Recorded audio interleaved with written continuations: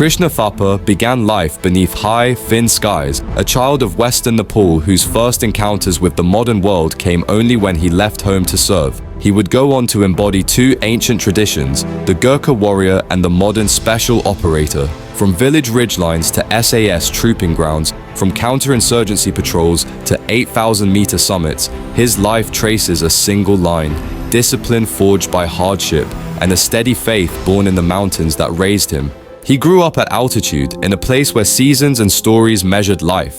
The rhythms of ritual and nature, worship of sky and water, songs for the hills, shaped his earliest days. There was no television, no airplanes overhead. The world he knew was stone, soil, and the steady work of family. His grandfather had served and died in the Second World War. His father had tried and failed to join the Gurkhas. The tradition was more than reputation. It was a promise handed down across generations.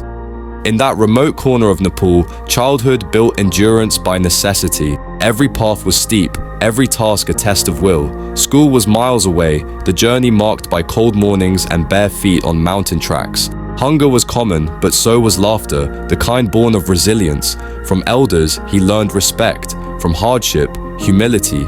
From the mountains, patience. Long before he ever wore a uniform, the landscape had already trained him to be a soldier, disciplined, alert, and grateful for every breath in thin air.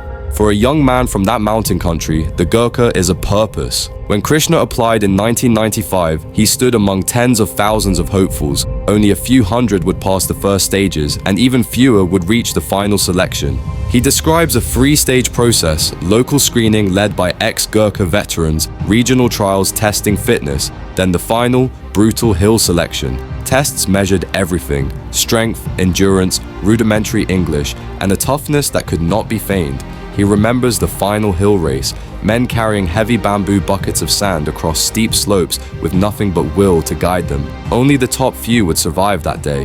When he finally left for the UK, the shock of modern life was immediate. He saw buses and electricity for the first time. He learned to read, to write, to mold a new identity in a different language. The army taught him formations and histories, British customs and discipline, and above all, how to carry the Gurkha spirit into a new uniform. He trained in Brunei, learned to jump with airborne units, and slowly turned raw potential into professional skill. A few years into service, he was tapped for a different kind of trial, selection for 22 SAS. It arrived as an order more than an invitation. A lumpen group of men packed onto a vehicle dropped into the Brecon Hills with the words, "See you in a month." He recalls the bewilderment of arriving among Paras and Marines and the lonely, merciless logic of the selection timetable.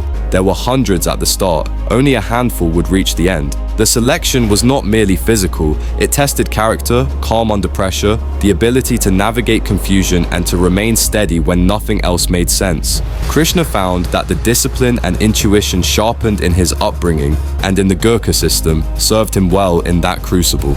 On leaving selection, he joined an SAS squadron already at war. Deployments followed quickly: Afghanistan, Iraq.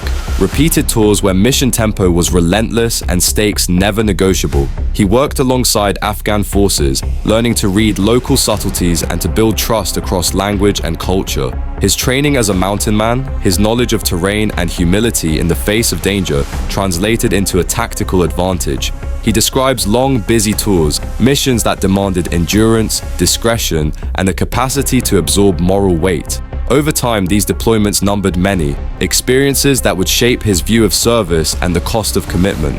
War exacts a price. For Krishna, the loss of comrades awakened a deeper reflection. He talks of nights when grief returned him to the landscape of his childhood, the temples, the gentle rituals, the lessons of restraint and presence. He learned that courage and sorrow are companion feelings, that to stand at the edge of danger is to be constantly reminded of fate's fragile seam. From those moments came a practice of stepping back, of breathing, recalibrating, so that forward action could be measured and intentional. This spiritual steadiness became a hallmark of both his leadership and his life beyond combat.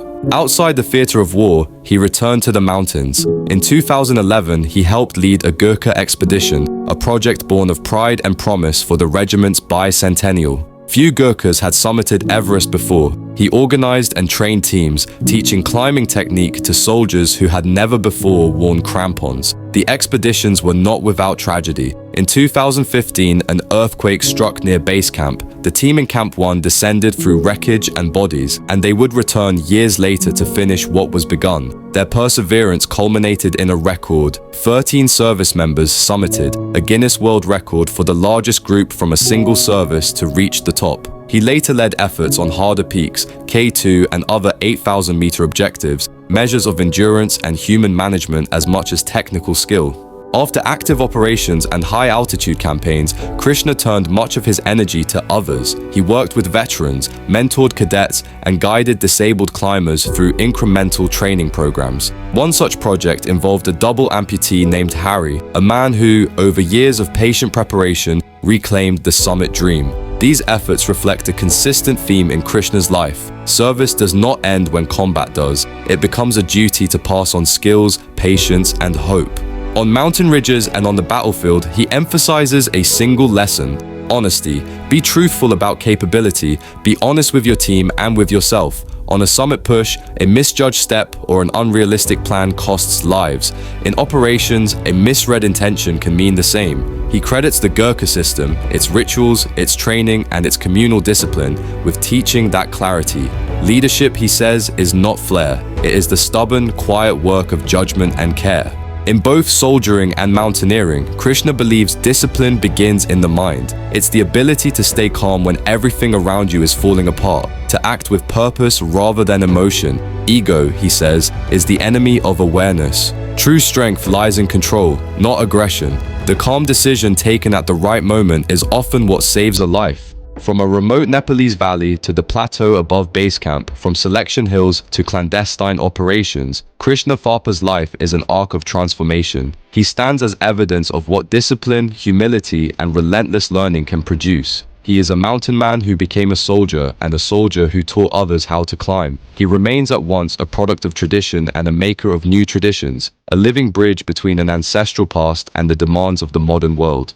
His journey shows that true leadership is not about conquest, but understanding, the quiet mastery of self before the command of others. And in every ascent, every mission, and every life he's touched, his story continues to rise, a reminder that courage, at its core, is an act of service. In the end, his story is not simply about medals or summits. It is about a way of moving through danger with steadiness and respect, about returning to teach what was given, and about the quiet insistence that service, when truly understood, becomes a life of duty, compassion, and restraint. He learned to step back before moving forward.